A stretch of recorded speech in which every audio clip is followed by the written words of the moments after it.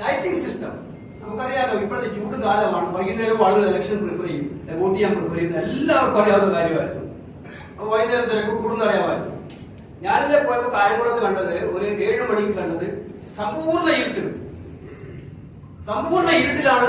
സ്ത്രീകളോട് പരാതി പറഞ്ഞു, സാർ എങ്ങനെയാ ഈ ഇരുട്ടത്ത് നിന്ന് ഞങ്ങൾ നിൽക്കുക, ഞങ്ങൾ 5 മണിക്കൂറായി നിൽക്കുന്നത്, ഇപ്പൊ ഇരുട്ടും കൂടിയാണ്. എന്നിട്ട് പ്രവർത്തകർ കൊണ്ടുവന്ന എമർജൻസി ലൈറ്റിലാണ് അവിടെ അറേഞ്ച് ചെയ്തത്. ഞാൻ അപ്പൊ തന്നെ കളക്ടറോട് വിളിച്ചത് പറഞ്ഞു. അപ്പൊ ഇതെല്ലാം ഇലക്ഷൻ കമ്മിറ്റി ഇത്രയും ഇലക്ഷൻ നടത്തുന്ന ആൾക്ക് അറിയില്ലായിരുന്നു. വൈകുന്നേരം ഇലക്ഷൻ കൊണ്ടുപോകും, വൈകുന്നേരം കുട്ടിയും ഉണ്ടാവും, രാവിലെ മുതൽ മിഷൻ കേടായിരുന്നു.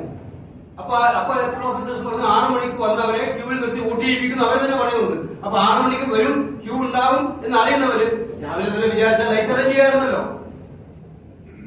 അപ്പൊ ഞാൻ ഇതിനകത്ത് ഒരു പ്രധാനപ്പെട്ട കാര്യം ഞാൻ സൂചിപ്പിക്കാൻ ആഗ്രഹിക്കുന്നത്, അത് ഗൗരവതരമായ കാര്യം കൂടിയാണ്.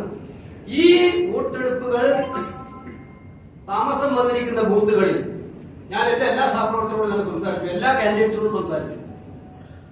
അവരെല്ലാവരും ഏകസ്വരത്തിൽ പറഞ്ഞ കാര്യം, എനിക്ക് നേരിട്ട് ബോധ്യമുള്ള കാര്യം, ഈ ഡിലേ വന്ന ബൂത്തുകളിൽ 90% UDF മേധാവിത്വമുള്ള ബൂത്തുകളായിരുന്നു. 90% UDF മേധാവിത്വമുള്ള ബൂത്തുകളായിരുന്നു. ഇത് കൂട്ടി വായിക്കേണ്ടത് electoral system complete CPM hijack ചെയ്യായിരുന്നു.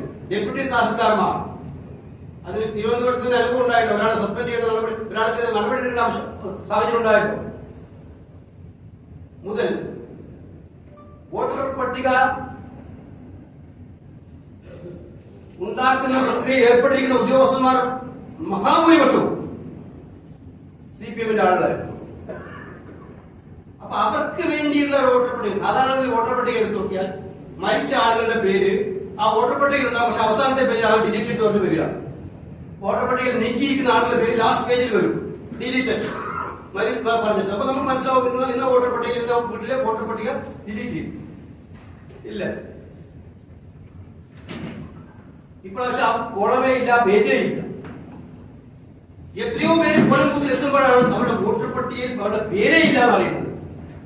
ആയിരക്കണക്കിന് ആളുകളുടെ പേരുകളാണ് നീക്കം ചെയ്തിരിക്കുന്നത് വോട്ടർ പട്ടികയിൽ. ഇരട്ട വോട്ടുകളുടെ കാര്യം നിങ്ങൾക്ക് അറിയാം. അത് എന്റെ അവിടെ തന്നെ 33,000 വോട്ട് ഇരട്ട വോട്ടുകൾ ഉണ്ടായിരുന്നു. ഐഡന്റിഫൈ ചെയ്ത് 1000-ഓളം ഞാൻ കണ്ടെത്തി ഹൈക്കോടതിയെ അറിയിച്ചു. ഹൈക്കോടതി നടപടി വെച്ചു. ഇത് കഴിഞ്ഞ പ്രാവശ്യം ഉണ്ടായതാണ്. അടൂർ പ്രകാശിന്റെ ആക്ടിങ്ങിൽ ഉണ്ടായി, കേസായി, നടപടിയെടുത്താണ്. എന്നിട്ടും ഇലക്ഷൻ ഉദ്യോഗസ്ഥന്മാർ സെയിം കാര്യം റിപ്പീറ്റ് ചെയ്യാണ്. ഇരട്ട വോട്ടുകൾ.